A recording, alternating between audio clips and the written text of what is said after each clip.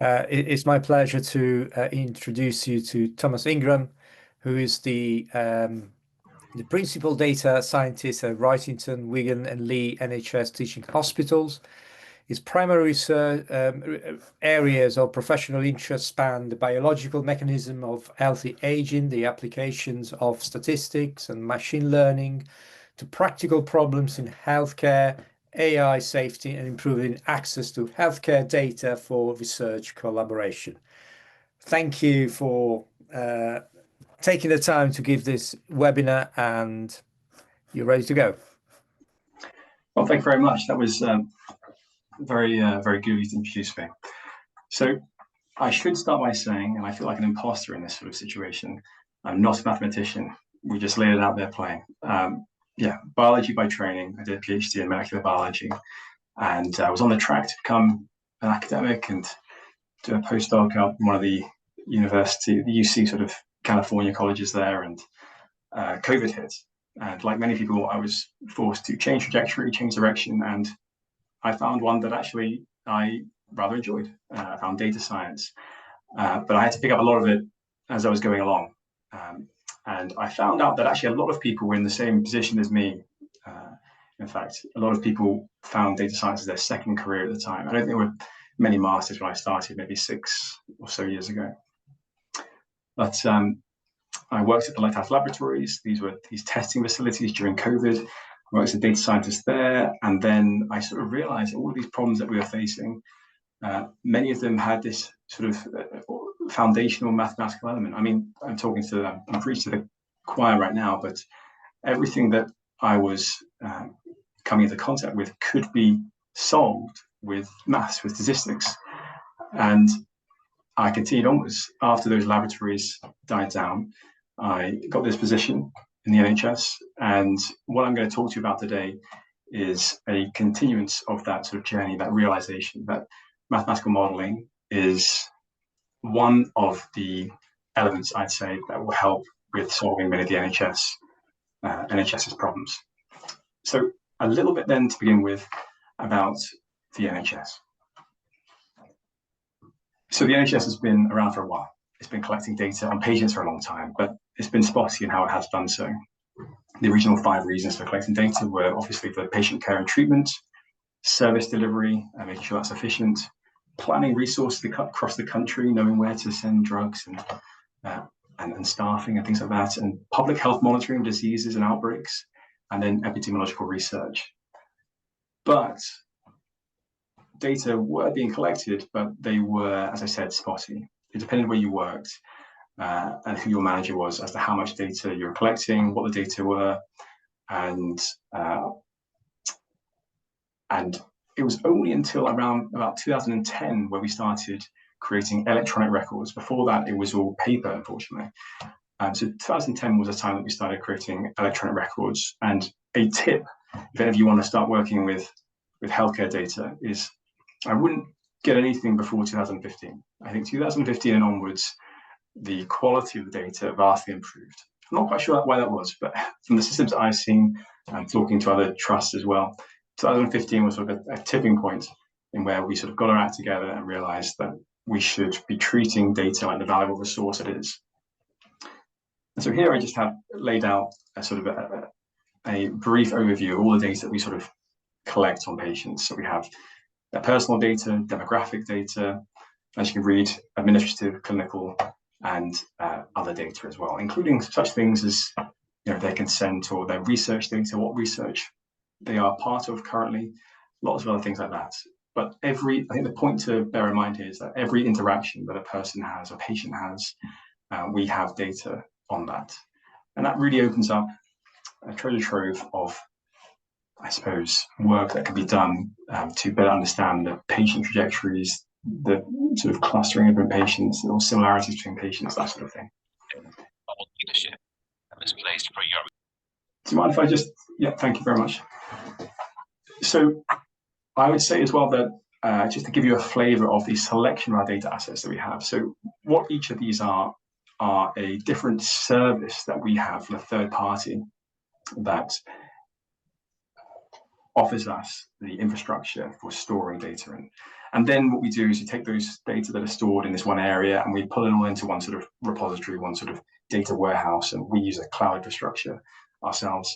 But this is to talk about a little bit more about the wealth of data we have, not just patient data, but staff records here. We have rostering data, recruitment.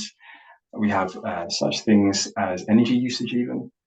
I can never remember what LSOA means, but essentially it's a sort of an index that we use. Each area in the UK has an LSOA score that's sort of linked to postcodes, and we can use that as a sort of or you can use that to infer deprivation from that. Clinical letters, of course. So we have a lot of free text that's also available in our trusts.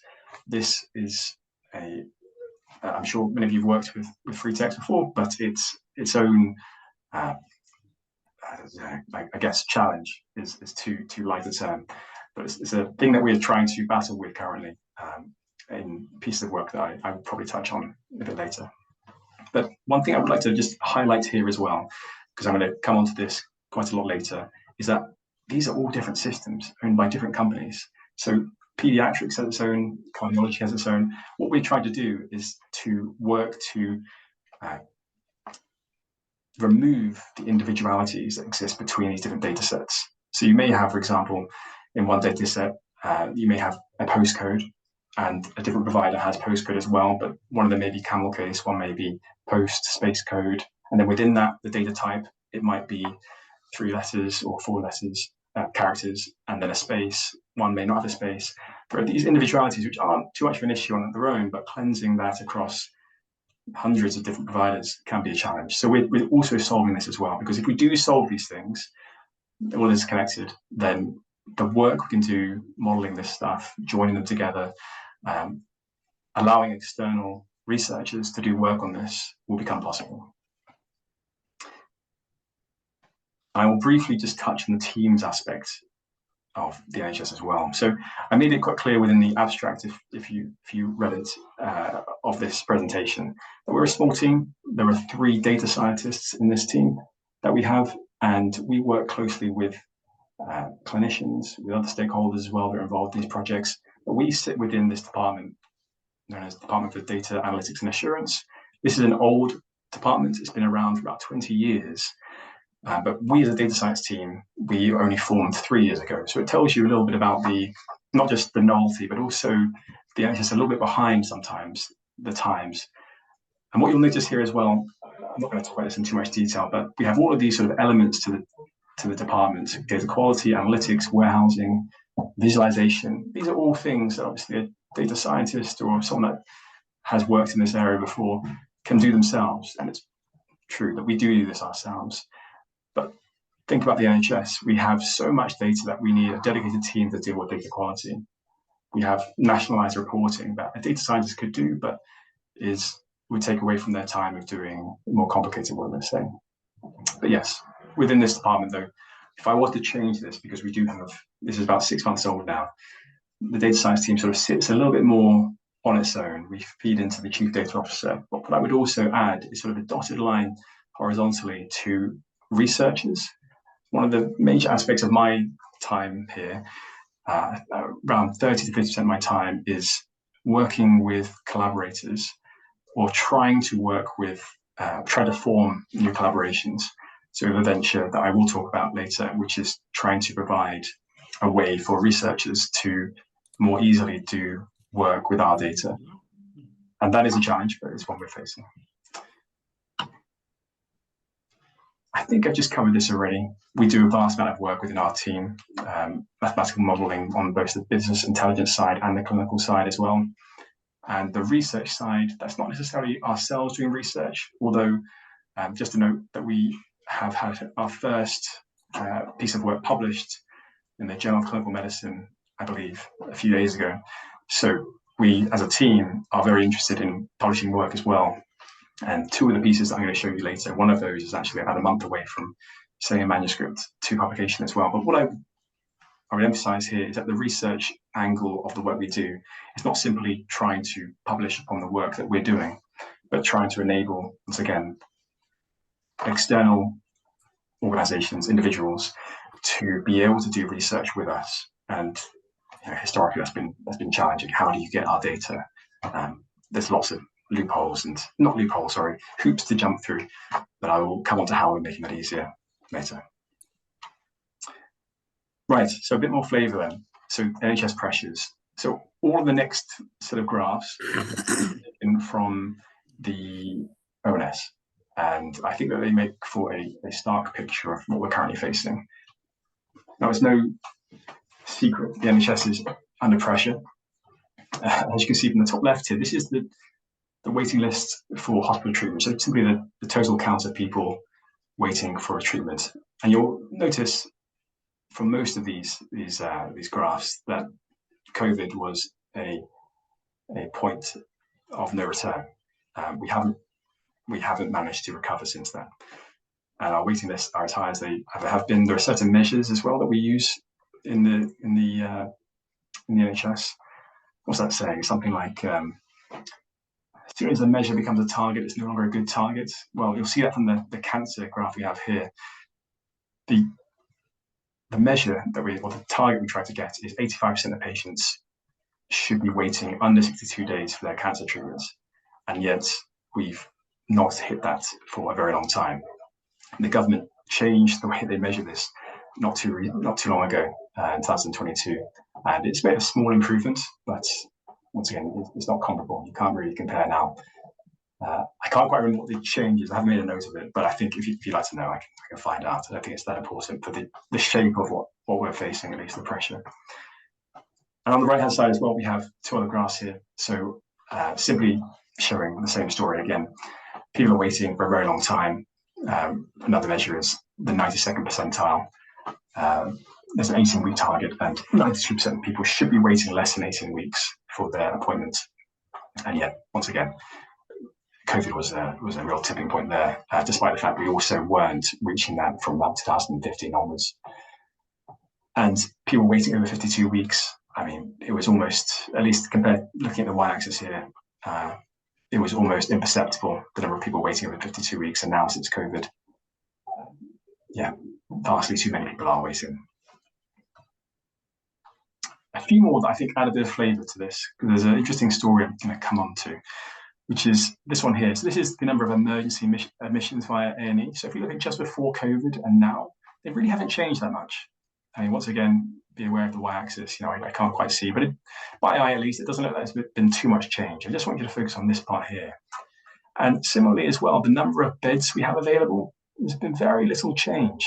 And yet that's in stark contrast to some of the previous graphs I was showing you. So the number of beds doesn't really seem like it's changed too much, or at least the capacity and the occupancy.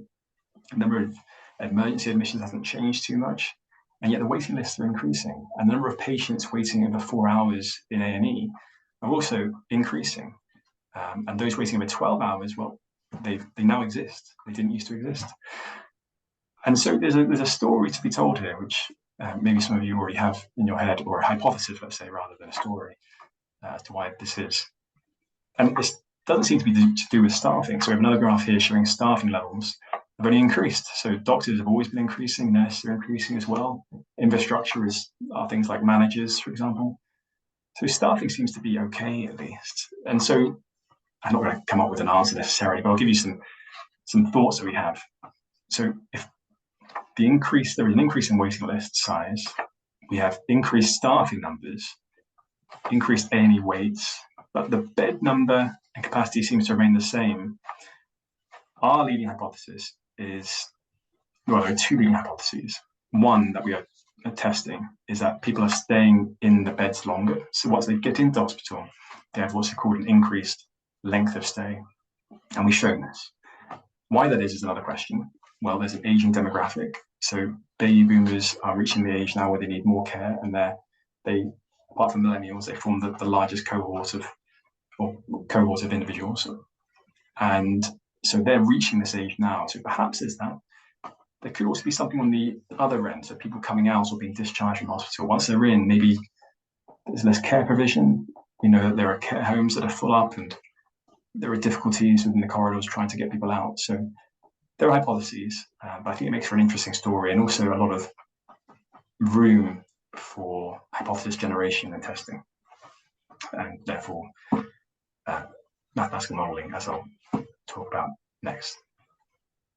So now I'll come on to two case studies, two pieces of work that we've done that try to interrogate some of the problems that have been facing various departments. So the first one is a dermatology simulation. So dermatology is a medium-sized department. It sees around, actually, I'm not going to give you numbers. I was going to pull something out there, but I don't think I will. It's a medium-sized, relatively speaking, compared to other specialties in the trust. And what they've been facing is difficulties in managing their waiting list. Their waiting list size is gradually increasing over time, despite all their best efforts. And so what we thought we could do is we could work to produce some sort of simulation that would explore future demand capacity scenarios. So if we were able to map out mathematically the flow of patients into the department and out of the department from admission till discharge, and then perhaps if we could understand all of those inputs, we could allow the operational managers, those people in charge of booking, to best allocate resources, etc. So that's what I'll come on to now. So what we essentially did to begin with is we mapped out the process. So bear with me for a second, if you don't mind. So we'll start over here with the patient queue. So this is not the patient queues that have been given an appointment. This is once you've been to your GP, you will receive eventually, you'll be given a referral. And what happens then is the clinician will look at your referral letter and they'll decide on the booking rules that you'll be given. So there is a priority, so you'll be given an urgent or a routine. There's another one as well, I can't remember. You'll be given a priority, and then obviously there'll be a new or a follow-up. There are different rules with those, different rules with priority. Those have their own assigned wait times. So there's, I'll come on to this in a second, but there are, you model all of these as well. You can model the distribution of wait times, and each of those has to be done individually for new and follow-ups, for priorities as well. So there's a very nested series of modeling that needs to be done there. And then there's some randomness as well. We would hope that there would be rules that would be followed. We use the word rule here, but actually they're very loose rules. They are rules in the ideal sense, but in reality, depending on pressures in that week, that month, things are fluid. And so we add our own amount of randomness arbitrarily until we sort of were able to match the actual sort of data when we validated this work. In any case, you get given an appointment, you get put in a queue, and then from that point there, you hopefully will attend your clinic, and each clinic has its own capacity, and you can, once again, it's difficult to know the capacity, so we would hope that there would be a fixed capacity. There isn't, so we modeled the capacity as well, depending on the the subspecialty of dermatology, depending on the clinician themselves. They have a lot of autonomy to overbook, to underbook, that sort of thing. If you don't turn up, then we check for DNAs. DNA stands for did not attend in this case. I'll use that probably a couple of times. So did not attend check. Once again, you can model DNA rates, and that once again is altered dependent on the clinic you're in, and as a stark example, cirrhosis, so problems with your liver.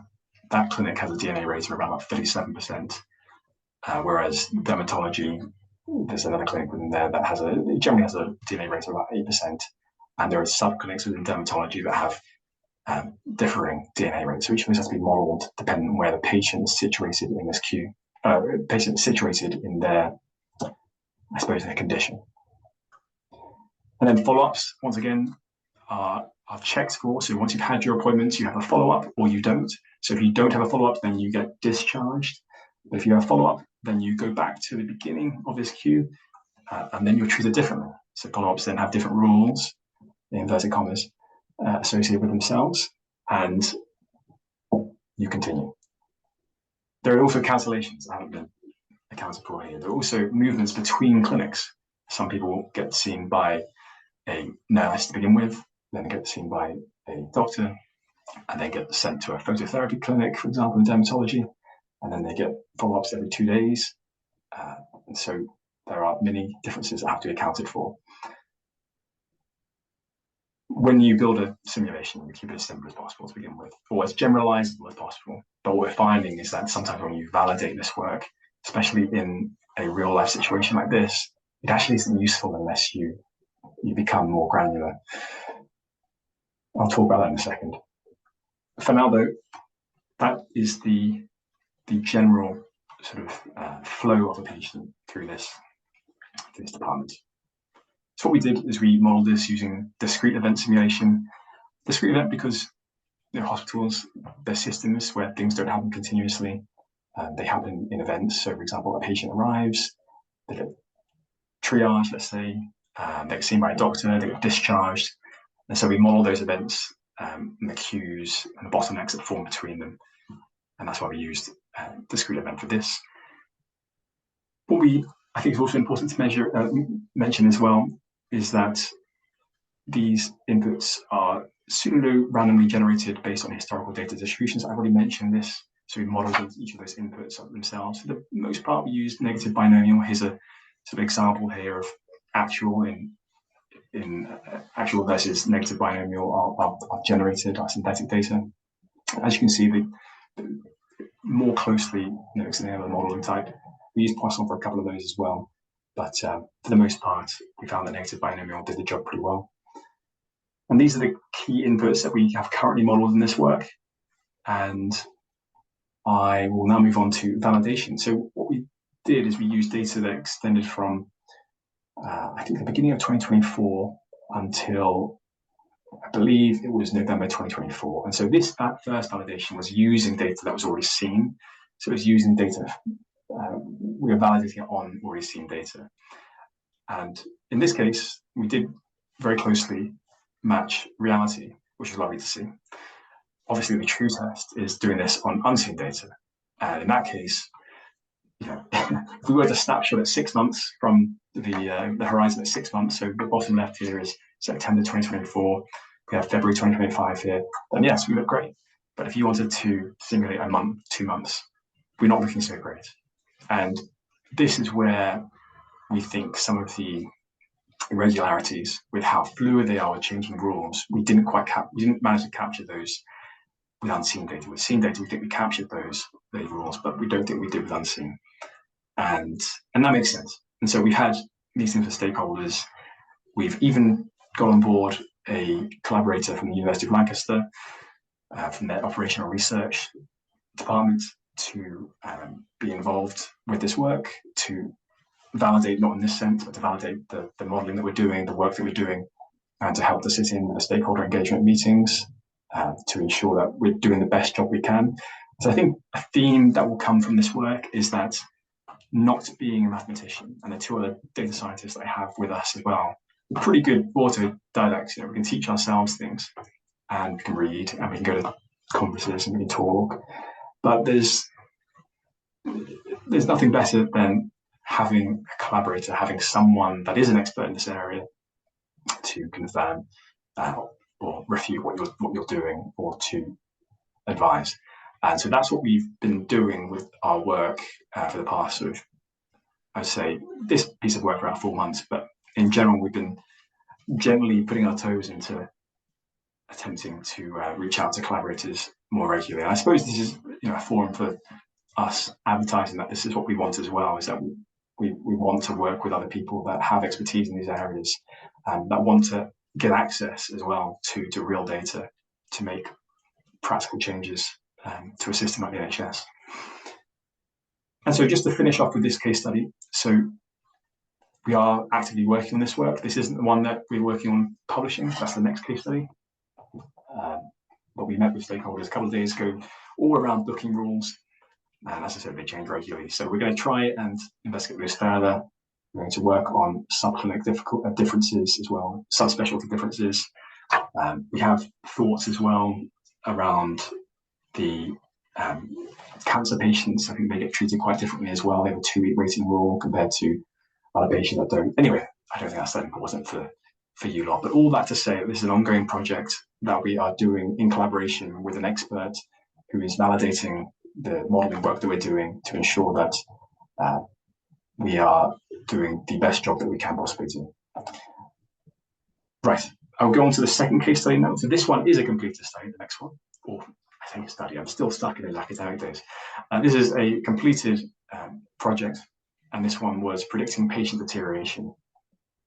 So something that maybe a lot of you know or don't know is that as a patient spends more time in hospital, their outcomes worsen. So they're more likely to what's termed deteriorate. They're more likely to never leave hospital. And as I alluded to earlier, we have an increased length of stay of patients in the hospital. So what we would like to do is to predict when a patient is going to deteriorate, as we think it's unfortunately a bit more likely than it used to be. And therefore, if they are going to deteriorate, we can predict it maybe 12, 24 hours earlier than they are, and perhaps either put care in place for that occasion, or in the best scenario, remove those aspects of their health, their condition that are going to cause that deterioration. So what is it, first of all? Well, there are three main ways of indicating it. So one is transfer to intensive care or a high dependency unit. Another is unplanned surgery. And the final one is of course death. And I think as well that I've already mentioned, I think these three things at the bottom here, but I would like to spend a bit of time on talking about what it is that we currently do, because it is conceivable that within a hospital, they already have some sort of mechanism for determining deterioration. I'm sure that clinicians through their experience could predict whether someone is going to or not. And indeed, there is this score called NEWS2, the National Early Warning Score, that informs clinicians whether or not someone is likely to deteriorate. However, it's not a true score of deterioration, and I'll explain why. So here we have a table on the left. So these are the parameters that go into this score, and it's simply an additive score. So if you have a respiration rate of less than or equal to 8, you get given a +3. And then if you have a few more of these, you get given a +2, +3. And that forms your NEWS2 score. Depending on your NEWS2 score, this is very important. You get treated differently in hospital as well, so you receive differential care. What's important for you to note for this is that anything above 7, or 7 and above, indicates an emergency response. So people get observed by nurses and doctors every 4 hours, I believe, compared to the usual care. And it's usually even more frequent than that. 4 is like the bare minimum, but they usually get more frequent care than that. They're given various interventions as well. But 7 is sort of the score to look out for. But why I say this isn't a measure of deterioration is because if a patient comes into hospital, people come into hospital sick, they don't come in well. If a patient comes in sick and they already have a respiration rate less than equal to 8, so they have a 3, and they have a couple of more that equal 7 on arrival, then what happens is they have a NEWS2 score of 7, they have an emergency response straight away. So they're given all the care that they should have for having that sort of level of NEWS2 score. But it's not actually measuring deterioration. They haven't started at one point and then got worse as their time in hospital has evolved. No, they've been bad from arriving here. And even if they then stay stable at that sort of level 7, what happens is they get this NEWS2 score is a bit annoying for the clinicians. What happens is it alerts every single time it hits a 7, even if they know actually this patient has been a stable 7 for 3 days now, and they don't need to change care. And this is something called, I think in the lingo, it's sort of alert fatigue. They start seeing it as the boy who cried wolf, if you know that sort of parable. The more times the boy cried wolf, the less the village believed him, until he cried wolf and there was a wolf, and he had a bad end. And that's what this score is quite like. So what we wanted to do is we wanted to create a score, a predictor, that actually did predict true deterioration. So we wanted to do it in real time. We wanted to do it earlier than NEWS2, if possible. And we wanted as well to increase the precision than NEWS2, so precision in terms of reducing the false positives, and therefore reduce the alarm burden on clinicians. And finally as well, when you're creating these sort of products, as we call them, and deploying them in the world, we want it to be explainable to the clinicians. And so we also did make sure that when we were producing this work, that we introduced sort of Shapley scores and things like that as well, that for the clinician to understand where they're getting or why the predictor is predicting that a patient will or not deteriorate. And so that did take a bit of training, but I think some of these scores are quite easy, at least at face value, to understand. So for this work, what we did was you used a Cox proportional hazards model with time-varying covariates, which is particularly suited to time-to-event data. We tried many other models as well, classical machine learning models, and none of them performed as well as this, which was a new model to us, to be honest. I previously worked back in my biology days with univariate survival models, but multivariate was new. And anyway, one of the sort of the things that it did allow for is it allowed for ensuring that the risk estimates reflect the evolving physiological state of a patient, and so that was particularly well suited to what we wanted to do. And as I'll show you in a couple of slides' time, we produced a very nice sort of risk output as well that is quite interpretable by clinicians.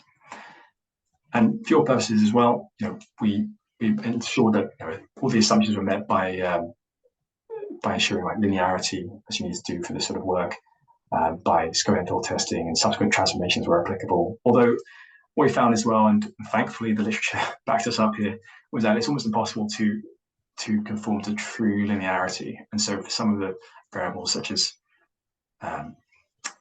age, for example, we found that was quite difficult to ensure. But apparently the literature backs us up that it's a difficult thing. So continuing onwards, we have our training data, which was trained on around about 34,000 patients from 2022 to 2024. And we did have some exclusions as well, which you can read here. But I think the important point just for this discussion here is that this was a real sort of imbalanced classification problem. Only around 2% of patients have a deterioration event. And so we had to bear that in mind when producing this. And here we have, if we just take a sort of a brief snapshot on the left-hand side here for now, we have all of our sort of features that we include in the model. If you remember, although I didn't touch on it with enough detail, in News 2, you have about 6 sort of parameters that are used for their scoring system. In ours, I think we have about 20 in total. We use backward feature selection to select for those, for the optimal sort of set of predictors, and use AIC to get a good sort of balance between complexity and fit. And what you can see from these is that on either end of this sort of this forest plot here is that we have white blood cell and also lymphocytes being important for important predictors. And so I think it just speaks a little bit to the fact that there are ways to use data that exist beyond those that are sort of simple parameters of that can be measured by any clinician, sort of test results and things like that can help with this sort of work. But I haven't shown you the results yet, so perhaps you don't know if it does work or not. So going onwards then, we have a model output that I think is quite explainable. I'll come on to that in a second. But what we had to do is we had to come up with our own sort of boundaries for understanding whether a patient had come up with our own boundaries of risk scores that would be alert. So for example, as I said, News 2 has its sort of cutoffs of 7 for emergency response. We just sort of think to ourselves, what do we want our response to be? And so I'll come on to that in a second, but we use precision and recall curves to determine that. And I think just to point out as well that the News 2 score is a nationally mandated score that has to be used. So the work that we're doing here was sort of to work in tandem with that score. Let's say you have a News 2 score of 7, but ours hasn't flagged up, perhaps pay a bit of less attention. But if ours has flagged up, then maybe that's something to pay attention to. So that's how we sort of envision this being used. So here we have example risk plots of a patient and their time course through their hospital stay. So on the x-axis here we have the date or time, and the left axis the y-axis here we have the predicted risk. And we have 2 dotted lines horizontally, so the amber and the red. So amber is what we have subjectively termed our amber alerts, and red is what we've termed our red alerts. And these both have various precision and recall metrics associated with them. But what I think is important to pay attention to is just the trajectory. So we have a patient here who seems to be at low risk. They hit amber a couple of times here of deterioration. And then all of a sudden, they start getting a bit more into amber and they get some red. And what we're showing here is this was done on historic data. So we're showing that when we are validating this work, that actually we were able to predict, as you see, there was quite a number of high sort of risk markers here just before they deteriorate. And so the journey of that patient can be seen. I think it's a bit clearer as well on this sort of bottom graph here, is that as they get closer and closer to true deterioration, where they did deteriorate at that point, we can see that actually, yes, they are getting more into that red alert stage. They were hitting amber a few more times here than more frequently than they were previously. And so we are managing to pick up deterioration in these cases. So this is one of the outputs that we have. We have another as well. I don't think I have a slide actually of it, but that's just a shadowy sort of graph showing the features that contributed to the output. And then here we have some precision recall plots that helped us to determine where our threshold should be. Once again, just arbitrarily done, we decided that we wanted to work with News2. So on the left here, we have our validated data set. On the right, this was live data. So sticking with the validation set to begin with, what we did is we tried to match our sort of risk profiles to News2 scores, and we measured precision and recall at each of these points of patients that had deteriorated. And we sort of determined that around about, if we're going to work with News2, and we can sort of see that our model has a similar precision and recall to News2 at 7, then we're going to kick up our amber to maybe something like here. So a recall that doesn't really matter to us too much. We were more interested in the precision around 35%. And then our red alert is a higher than 50% precision. Interestingly, when we ran this on live data, so this is actually data, although actually I did update this before the meeting today, but we've actually extended our data to include, 10 months of data there. So with 10 months of data, actually the curve here looks even better than the News2. In any case, we have a red alert here that's set at about 80, and we have an amber alert at 50. We are really just concerned about the precision. We don't really mind about recall. I mean, you can get 100% recall quite easily. I'm sure we all know this, but we were very interested in the precision. We wanted to keep false positives low. We wanted to ensure that when an alert occurs, that the clinician can be assured that they should pay attention to it. And so what that essentially meant is that just paying attention to this left graph. I apologize for the spelling mistake here. I did notice this precision is spelled incorrectly. But we have a sort of a model here that performs almost three times better than News2 at similar levels. And that's what we were going for. We were going for something that would reduce false positives, and we got that. And on the right here as well is another figure we've got from our manuscript. This is the one that we're publishing, by the way. And what we're really interested to see here is that if you look at sort of this time point here, it's around about 24, 48 hours before the actual deterioration is when the majority of the red alert signals are firing, and amber alert as well, as compared to News2, which you see is firing all over the place. And this is why I guess it's high recall as well. It just continues to fire all the time. Then it's going to hit some things. Whereas our signals are all sort of situated around the event, and this was the second sort of parameter that we had: increased precision and reduce the alert burden. Okay, so those are the two case studies I wanted to talk about. There's another angle to this, a third part of this work, or rather this talk today that I want to talk about. Hopefully some of you will be interested. This is how we are trying to enable research and collaboration. There is some more statistics and maths to this part as well. I know that you're excited to hear that. So the next part is how we're trying to enable this work. So as I have touched on already, we have many different data sets, and they all have their own sort of columns, different headings, but they mean the same thing. So as I said, postcode earlier, what we want to do is we want to standardize all of this.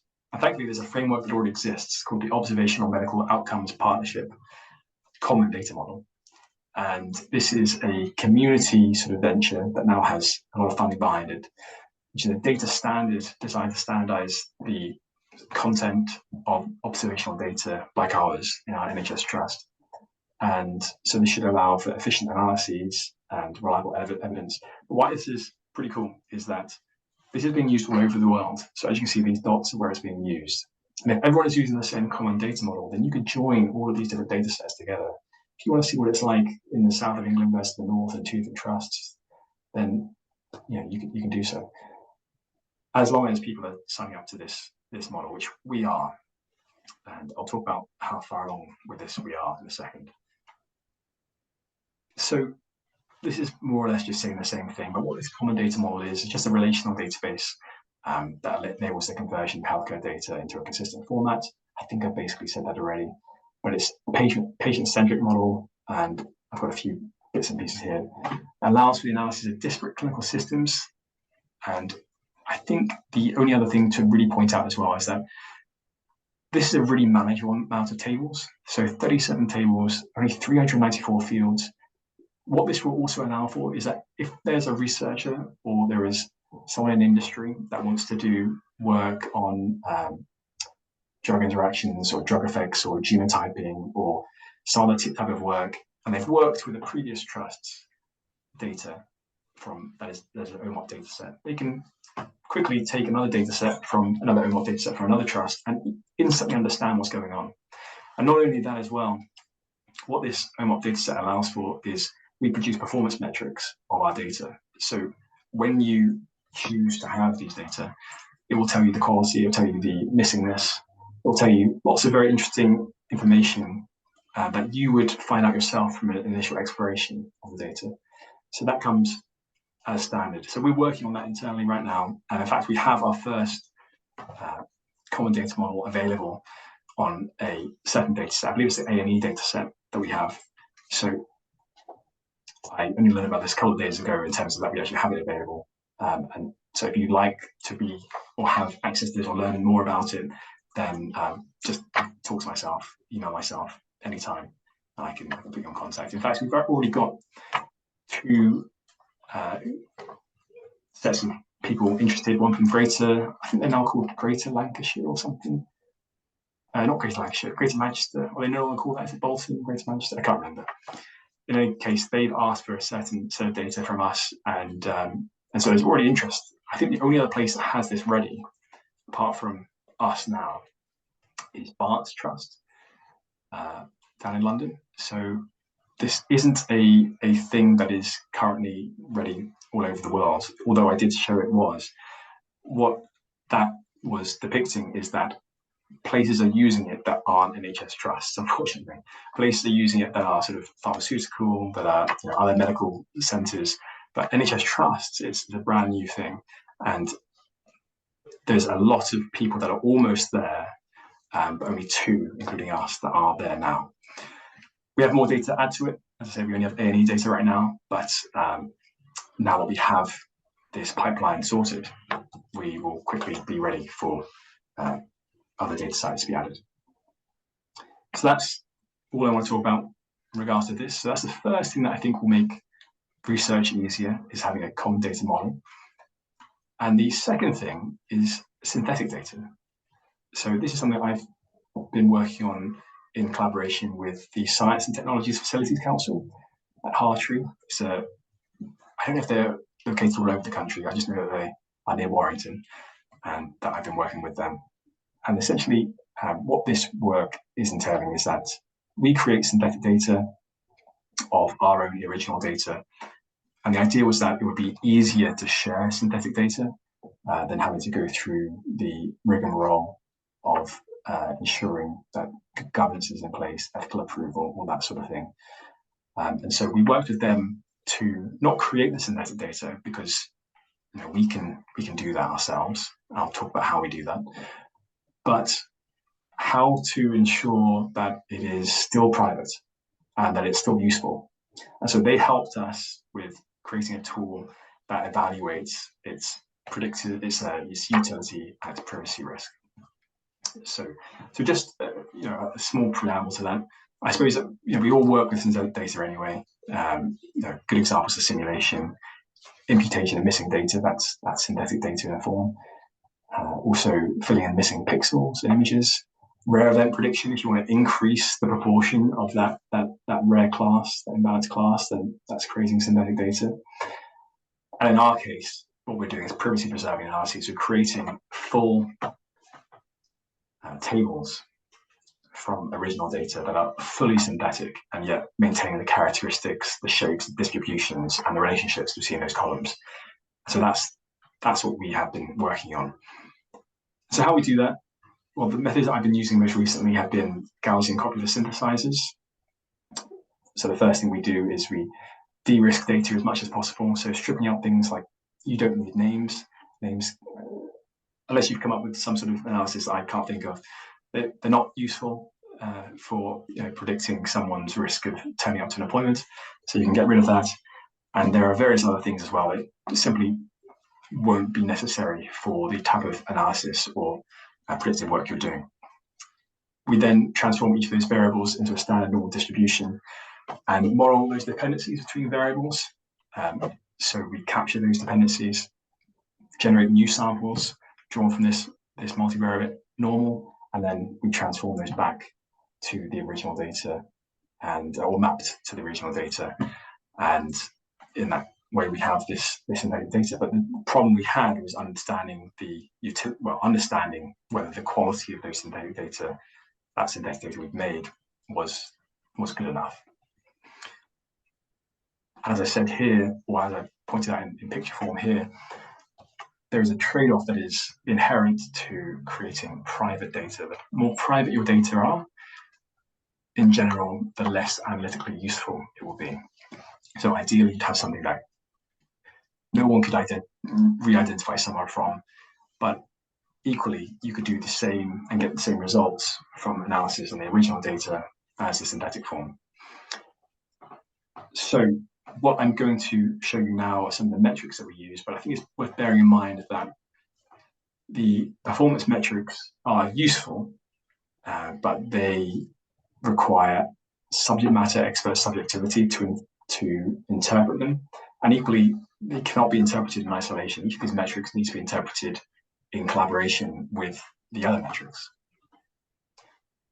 So I can go into these in more detail later. I've got extra slides if necessary, if anyone has any questions on these. But all I have to say, we have around about 7 privacy metrics and 4 utility metrics. As I said, each of these they do work together. So for example, I don't know if I'm not going to be too patronizing. You guys, I'm sure, know a lot more than I do about many things, but I've been working quite closely with this. And so, for example, k-anonymity, let's say you have 3 identifiers that you're most interested in keeping private. So you have age, ethnicity, and postcode. If you have 5 people that share that same, let's say, sequence, then you have a k-anonymity score of 5. And if that's the lowest number that contain that sort of sequence, then that's your k equals 5. But if you have one person that has their own set of age, ethnicity, and postcode, and no one else has that, then your k score equals 1. And that's very bad. So the k score is given by the lowest number that you have. If you have k equals 1, that's a terrible sort of score. But we don't know what a good score is. A good score could be 5. A good score could be 10 or 100. We don't know. Who the person that should know should be someone that works with these data and understands also what the data are being used for, what the other columns in the data are, the other features, variables in the data are. And then also you'd have to use this in combination with something like L-diversity. L-diversity extends k-anonymity. So if you have k-anonymity score of 5, then let's say you have these three variables that are all the same for these 5 people, and the thing you're trying to infer, let's say there's a diagnosis you're trying to infer from these 5 people. If that diagnosis, that 4th column, that diagnosis is the same for all of those people, then your L-diversity score is 1, and that's very bad. But if your L-diversity score is 5, then that means that each of those diagnoses these people have are different. So what you really want is you want to have a high k-anonymity and a high L-diversity, but sometimes you don't know how high, and well, all the time you don't know how high. And so the point I'm just trying to make is that these metrics, and the reason we have so many, is that we worked back and forward with the STFC, the Science, Technologies and Facilities Council, to come up with a group that best covers all of our bases. And so what we've been doing then is we've been working to produce synthetic data. We have one piece that has just been completed. That is our collaborative piece with Lancaster University. That's the simulation I showed earlier. And so we've been able to share data with them.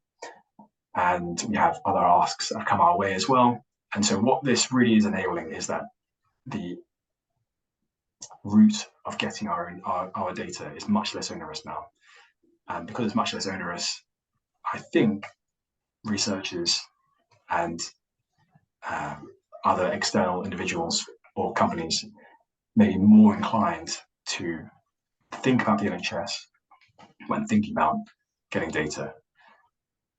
That's where I'll sort of end this synthetic data part. And in fact, that's where I'll end this conversation as well. What I have as closing thoughts, I don't have many. I think that just to highlight a few. So I'm not a mathematician, I've said this already, but I do apply mathematical principles to what I do. And I know what works, but sometimes I know that we can do a better job. And that is where our collaborations come involved, or come in, I suppose.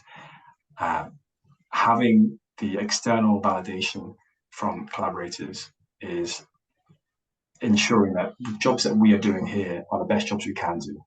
And so I think I'll just leave it with that for now, is that although the NHS is suffering, and although the NHS is trying by hiring data science teams as well, I think unfortunately it's going to take a lot of external individuals to come in and to give their brains across, give their thoughts, their ideas, their hypotheses that they have, to relieve some of the stress, some of the hardship that the country is facing. And but there's pleasing results. We're already making some progress into easing that transition towards people being able to do research with our data. And I think as well, the work that we're doing is, I'm excited. In fact, I'm excited most of the time when I go to work. I always thought of myself as an academic, and I thought I was going to continue that in that vein. And thankfully, the team that I'm now in has enabled that. They've now enabled and allowed for me to reach out to universities, reach out to private organizations like the STFC, and to work with their experts to learn more and to do better work. Anyway, I could have talked about a lot more projects that we've done, but for now, I think thank you very much for your time, and I'm happy to have any questions that you may have or listen to. Thank you. That was great. So we got a couple of questions. So first of all, I've got on the chat here. Is it possible to get the slides, and is it possible to have any data sharing just for? So is it possible to share the data? Okay, so yeah, well, I guess I wonder when that question was asked. So in terms of sharing data, we can share data as long as it's been fully stripped of a lot of useful things, unfortunately. So we can share synthetic data with you, and that's not onerous. We have a form, and we have a sort of an assurance team that are involved in that with myself. And so that process really all that includes is sort of an application from yourselves. It's a sort of a 3-page document, an application from yourselves, what sort of data you want, how much data, what variables or columns or features would you like included in that. And that's about it, to be honest. And when you've sent that across, it probably take about a month, depending on our sort of backlog, to produce those synthetic data. And then we'd send you a report of the utility and the privacy. I suppose you'd be interested in the utility of that work. So it's not onerous. Email myself, we can get a form sent over, and yeah, we can share data. And I'll share these slides as well, absolutely fine. Okay, so yeah, so Oliver has got a couple of questions. Yes, can you hear me okay? It's a little bit quiet. I don't know if... Oh, 1 second. Is that better? Yes. Thank you. Okay, brilliant. Just turn up my microphone. Thanks for that. That was That's really interesting. I suppose I do have a couple of questions about sort of things that could be quantitatively challenging from an NHS point of view, but more just from my lived experience of um, being a recipient of it. And I suppose one question I have, and it's something I've noticed that not every doctor does, it's that if you're having to take several pieces of medication, not necessarily at the same time, it can be rather frustrating when you take a piece of medication that you're prescribed and then you discover some sort of unsavory side effect, or that later on down the line you might have discovered an interaction that you weren't necessarily aware of. I might be simplifying things quite a lot, but is it just a case? Do you think it might just be a case of simply like looking at some interactivity matrix and ruling certain medications out, or is there some sort of much more intricate framework to it that means it's less simple than that? Yes. So, the only thing I can reference is that I know that there are researchers that are working on drug-drug interactions, and I don't think that doctors are those.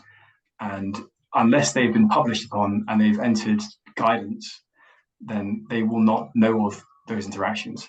So there are some that are very well known, but others are still quite unknown. Drugs are all shotgun approaches. You target one thing, and oftentimes you have off-target effects. Yeah. And there are so many potential off-target effects, and the more drugs you have, the more of those that could potentially combine.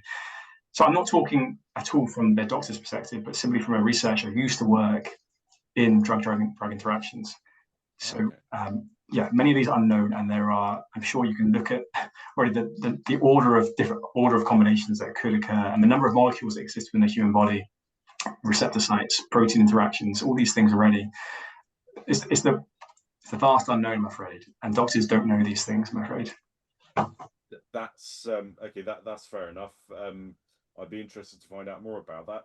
And also, is there much in the way of research relating to mental health patients and finding ways of detecting early signs of something like a psychotic episode? Interesting. I don't know the answer to that. I can only give you best guesses, I'm afraid. I know that there are predictive works out there published on various psychiatric disorders, but I'm not sure about that, I'm afraid. That's totally fine. Thanks for answering. No problem.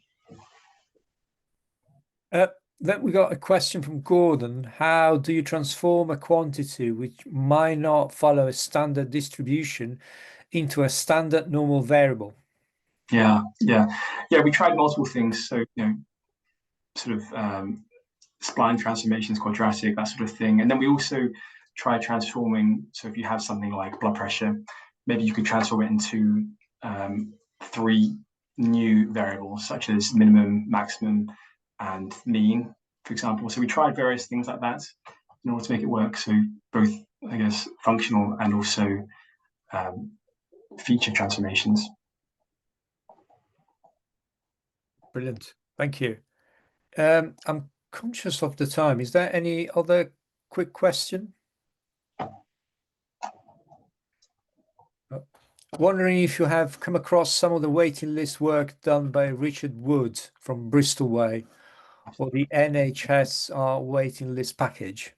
Oh, absolutely. Yeah, when we first started the simulation work, I used a lot of Richard Wood's DES modeling in R to begin that. Eventually, we moved to Python. We found that there were some limitations in the simmer R package that we were using, and so we now moved to Python. But yeah, absolutely, Richard Wood, we used a lot of his in our early work, we used his published work.